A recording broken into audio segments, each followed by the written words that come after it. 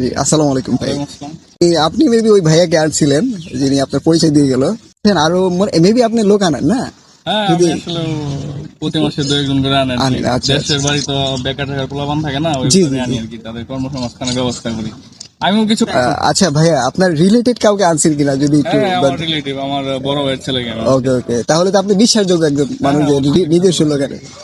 জি, আপনার ছেলেকে, বড় ভাইয়ের ছেলেকে এখানে আছে?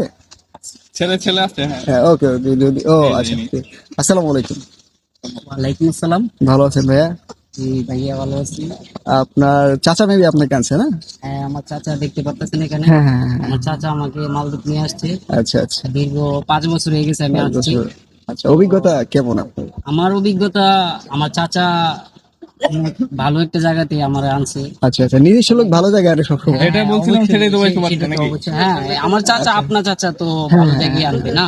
এখন যারা আসতে চাচ্ছে, ধরেন আপনার চাচার মাধ্যমে, তাদেরকে কি প্রেফার করতেছেন কি আসতে?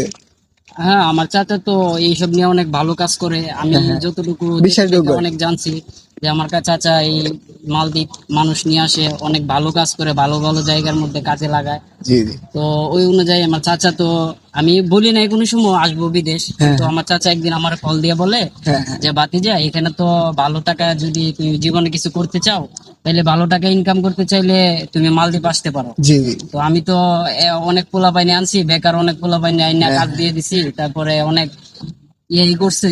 হ্যাঁ, যারা মূলত দেশে বেকার আছে উনি তারা আমারে আসলে কল দিছে, কল মোটামুটি। দেওয়ার পরে বলছে আর কি যে আসার কথা। তারপরে আমি ওকে ওকে, বলছি আচ্ছা ঠিক আসার পর আছে, মোটামুটি ভালো চাচা, একটা টাকা আপনি ইনকাম করতে যেহেতু লোক পারতেছে। আনেন, তো আমার জন্য ভালো একটা ভিসা দেখেন আছে কিনা, আনতে ওকে পারেন ওকে কিনা ওকে। আমাকে।